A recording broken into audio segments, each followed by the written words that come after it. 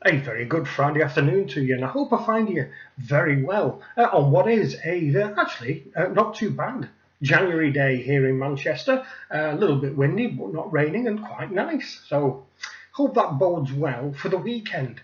Now, I was going to do a completely different type of video today, but I thought whilst we're on a roll, we'll do another watch review out of the 4 watches that xjsteve has lent me. We'll do the second one.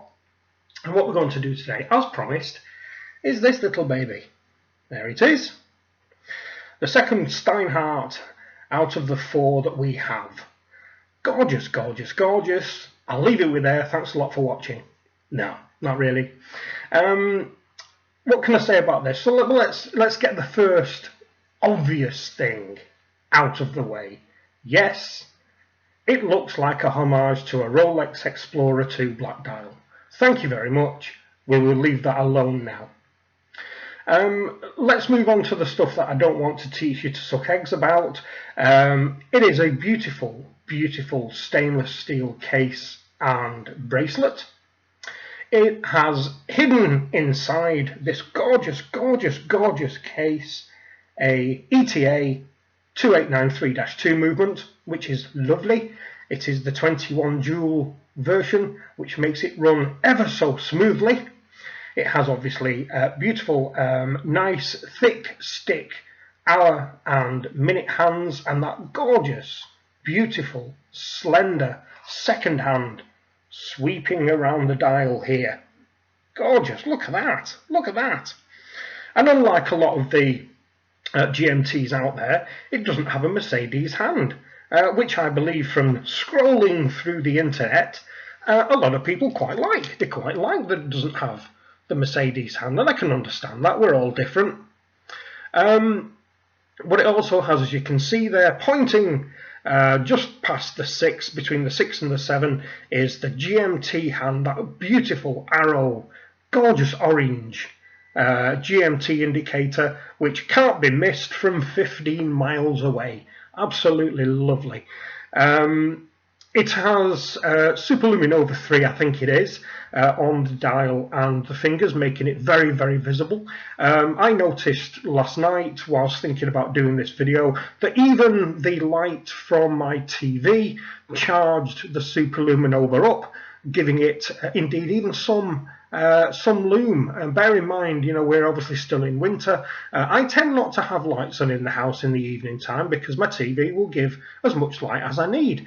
And even the light of the television put power in the Superluminova, which is, it says a lot for the quality of the lume on this particular watch. It's got the date at the 3 PM, of course.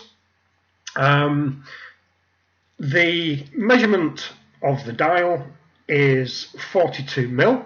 Now, put this to one side a minute.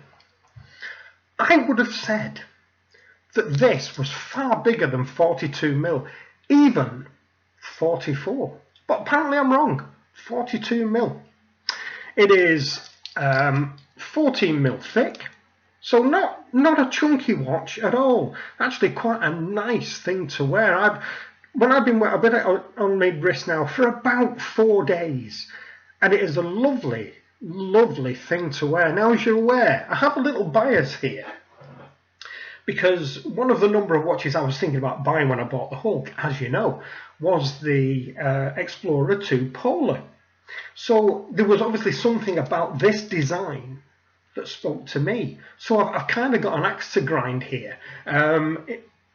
What this has given me is a little bit of an insight into what it would have been like to wear the Polar had I bought it. So even though the Polar is still on my radar, it's not right on my radar right now, but it is still there. If I ever go down the route of buying the Polar, this has given me a little bit of an insight what it's going to be like on my wrist, and I quite like that.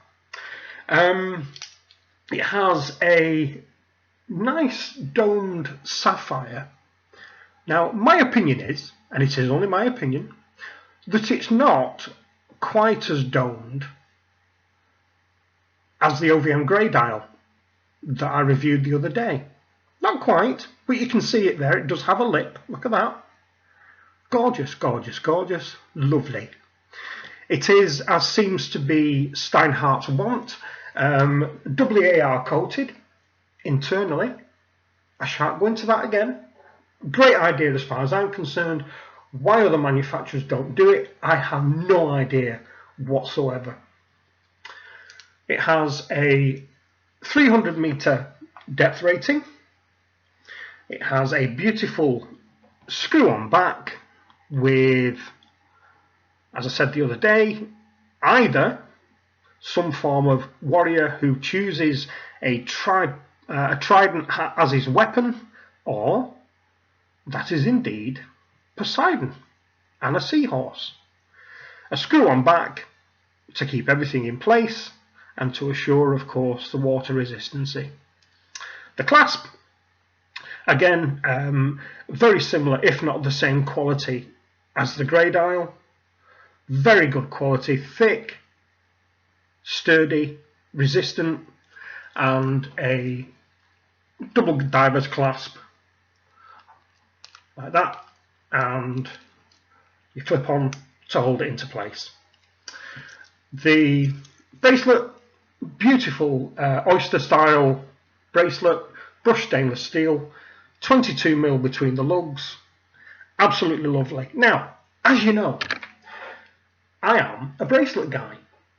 I just am, and there's nothing I can do about that. But I would wager that this would look good on a black silicon band, because this being a 300 meter rated watch would do exactly what it says on the tin. So in effect it is, you know, a professional diver plus 100 meters.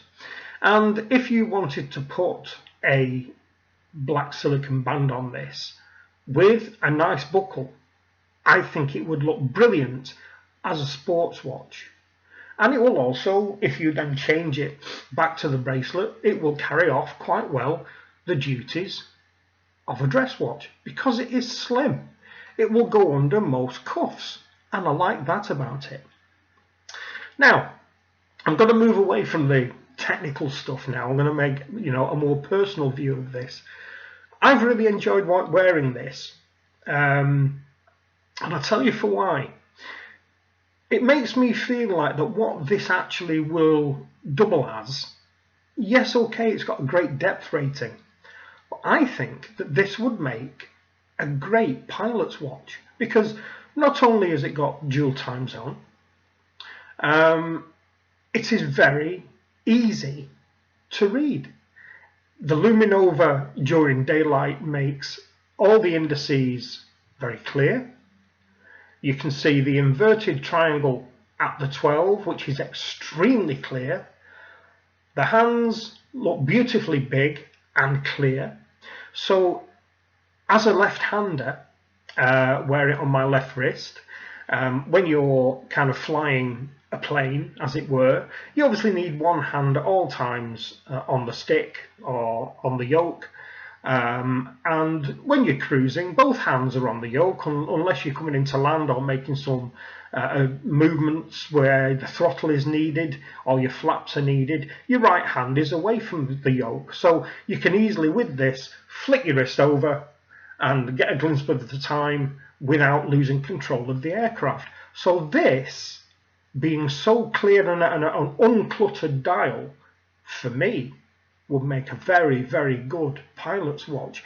Now, if STEINHART had marketed this as a pilot. I think it would have sold as a pilot. But as they have, what they've done, they have marketed this as the Steve McQueen GMT. Now, do I have a problem with that? Yes, a little bit. I have a problem with celebrity and anything to do with celebrity attached to these things. Now, I know I'm a great Bond fan. I've told you I'm a great Bond fan. We all know that Omega are in all the Bond films, and that's fine. The producers have chosen that, di-da-di-da. Should you buy a watch because it has a famous name attached to it? Absolutely not. Should you buy a watch because it appeals to you as a person? Absolutely, absolutely. So would Steve McQueen's name make this an addition to my watch box? No, absolutely not. Would it make it because it is comfortable? Yes. Would it make it because it's got a 300-meter water rating? Absolutely. I can go in the sea or in the swimming pool and not worry, or whether I drop this in the sink when I'm doing the pots. It doesn't matter. What I like about it is because it is reminiscent of a watch that I was going to buy. That is it. This is a beautiful, beautiful piece. I found it to be comfortable. I found it to be very functional. I found it easy to read as you're driving your car, very much like flying a plane. You can flick your wrist, have a quick glance at the time, job done, because it is so visible. Far more visible than a lot of other watches, and I like that about it. Hence why I have my big Parnis Big Pilot. Brilliant, ideal, not cluttered, easily seen. This, has most pieces in the STEINHART range, is out of stock.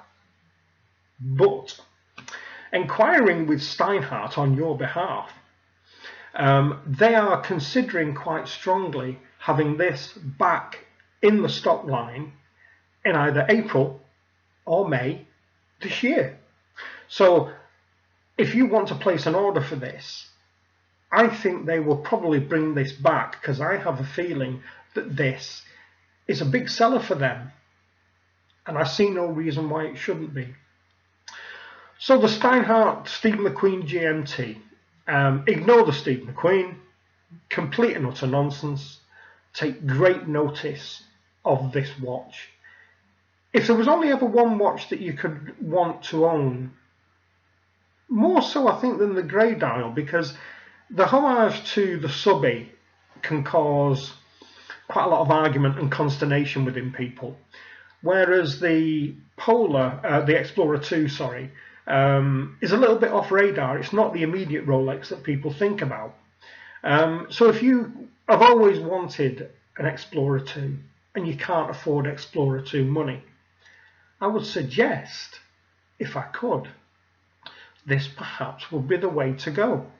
It is lovely, it's gorgeous, it's nice and slim, it's comfortable, it's not too weighty. I mean, it's about 8 ounces, I think. Now, where stainless steel watches are concerned, you can get 9, 10, 11 ounce watches, and I think they can feel a bit weighty on your wrist. So it's about 8 ounces of stainless steel. Now, what I would say, as I said right at the beginning, they say it's 42 mil. It strikes me as more than that. If you are of a small wrist, more so than the grey dial, so let's say you are 6.5, 6 3/4, it is my view that this will wear very big. Don't take my word for it. If you know somebody who's got one, try it. Or, better still, go into a Rolex AD, try on the Explorer 2 black dial, see how that wears on your wrist. If that doesn't feel too big, then and you're thinking about buying one of these, buy it.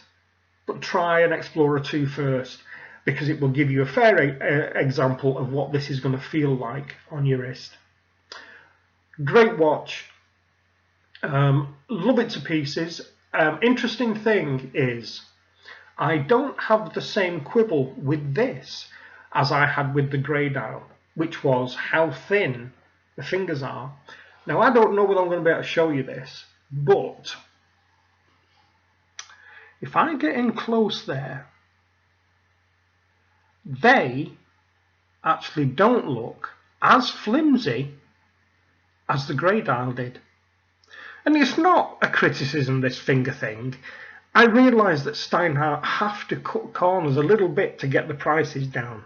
Now you remember on the grey dial, my problem was with the hour hand. Now if you see there, if I can get in nice and close, look at that. That is a little bit thicker in my ideas. Now, have Steinhardt learned a lesson? I hope so. So this one, absolutely no problems with at all. I have loved wearing it this week.